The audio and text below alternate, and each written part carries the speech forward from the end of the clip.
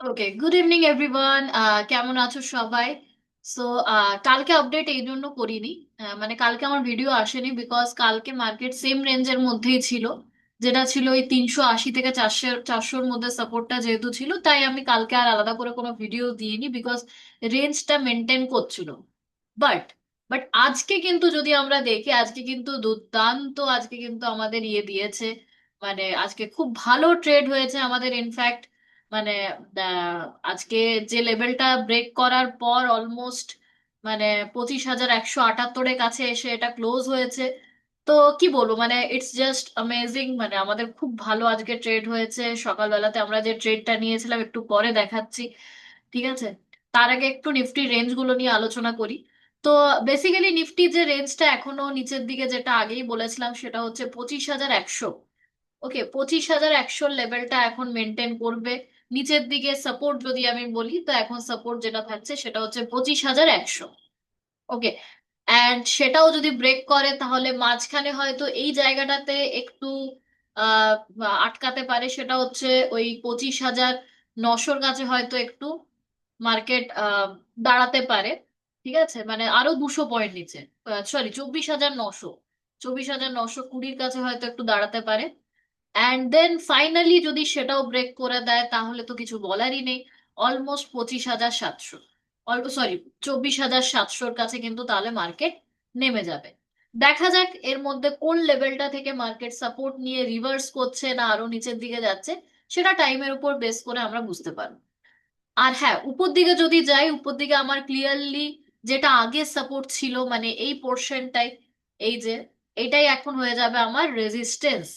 যেটা আমার সাপোর্ট ছিল সেটাই রেজিস্টেন্সে কনভার্ট হয়ে আমার, এটাই আমার এখন রেজিস্টেন্স হয়ে যাবে, যেটা হচ্ছে 25,380।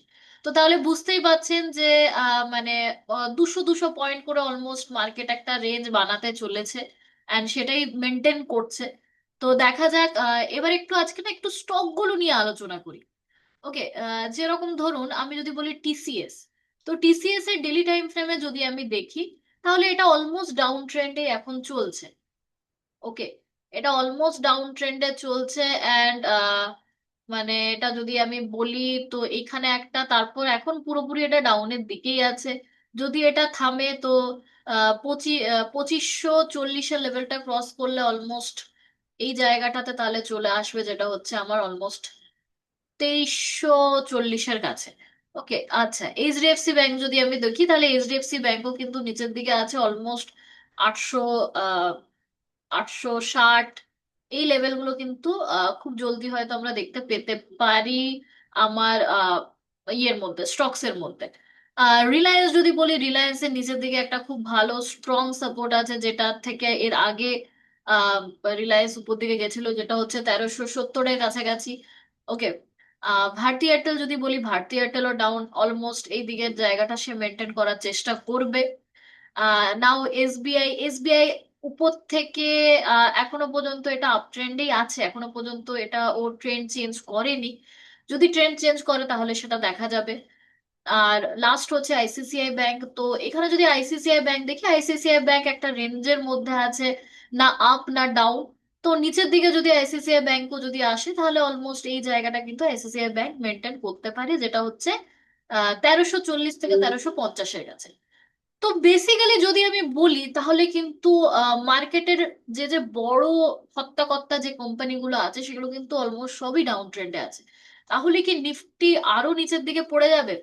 সেটা তো সময়ের ব্যাপার। ওকে, দেখা যাক সেটা কি হয়। একটু ব্যাংক নিফটিটা নিয়ে আলোচনা যদি করি, তাহলে ব্যাংক নিফটিও কিন্তু এই যে সাপোর্টটাকে মেনটেন করেছে, যেটা হচ্ছে আমার 60,500।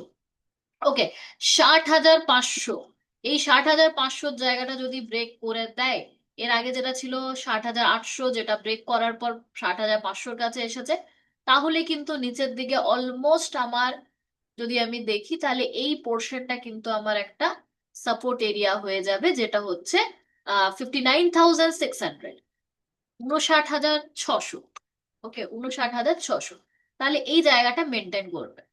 ওকে, তাহলে দেখা যাক। অলমোস্ট মার্কেটের সেন্টিমেন্ট তো নেগেটিভই দেখাচ্ছে, কিন্তু এই যে বলে মার্কেট ইজ সুপ্রিম, তো মার্কেটে কি হবে কিন্তু কেউ জানে না। ওকে, তো আসুন একটু দেখে নিই আজকে আমার যে গ্রুপ আছে সেই গ্রুপের পারফরমেন্স কি রকম ছিল। চলুন দেখাই আপনাদেরকে। তো আসুন আজকে আমি আমার গ্রুপের যে ইয়েটা ছিল সেটা একটু দেখিয়ে দিই। ওকে, তো এখানে যদি আমি বলি, এখানে অলমোস্ট আমাদের কিন্তু যেটা আমি দিয়েছিলাম স্টার্টিং এ যে ইয়েটা নিয়ে বলেছিলাম, ঠিক আছে না?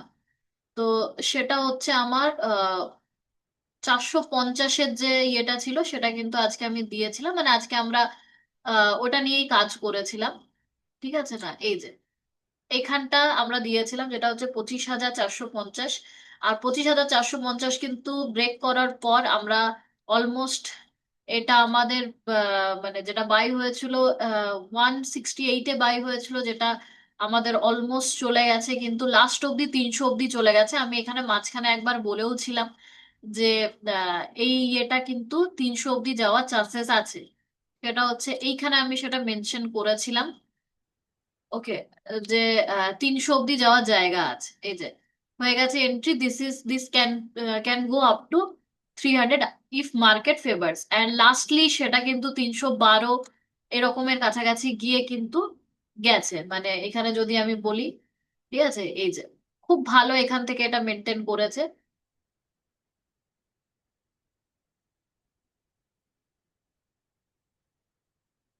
ওকে, এখান থেকে এটা খুব ভালো মেনটেন করেছে, মানে আহ এই যে খুবই ভালো 320 অব্দি এটা কিন্তু হাই করেছে। তো বুঝতেই পাচ্ছেন, মানে এই লাইভ মার্কেটে যে গাইডটা পাওয়া যায় সেটাতে কিন্তু সবাই মোটামুটি প্রফিট বুক করেছে। এখানে যদি আমি বলি, প্রত্যেকে এখানে প্রফিট বুক করেছে। কেউ 20 পয়েন্ট নিয়েছে, কেউ 10 পয়েন্ট নিয়েছে, কেউ আরো বেশি পয়েন্ট নিয়েছে, যার যেরকম কনফিডেন্স সেই হিসেবে কিন্তু নিয়েছে। কারণ অনেকে এখানে আছে যারা নতুন নতুন জয়েন করছে, তারা বেশি রিস্ক না নিয়ে তারা কিন্তু নিজেদের মতো তারা ট্রেডটাকে এক্সিকিউট করে নিজেদের প্রফিটটা বুক করছে। আর আলটিমেটলি আমাদের কাজ হচ্ছে প্রফিট বুক করা। তো যাই হোক, দেখা যাক কালকের দিনে কি হয়। কালকের দিন আই মিন মানডেতে মার্কেট কি করছে। ঠিক আছে, উইকেন্ড আপনারা এনজয় করুন। এই উইকে কিন্তু খুব ভালো মার্কেট মুভ দিয়েছে, যার হিসেবে দেখতে গেলে সবাই খুব ভালো প্রফিট করেছে। তো চলুন দেখা যাক কালকের মার্কেটে, মানে মানডে মার্কেটে কি হয়। দেখা হচ্ছে নেক্সট ভিডিওতে। চলুন, থ্যাংক ইউ।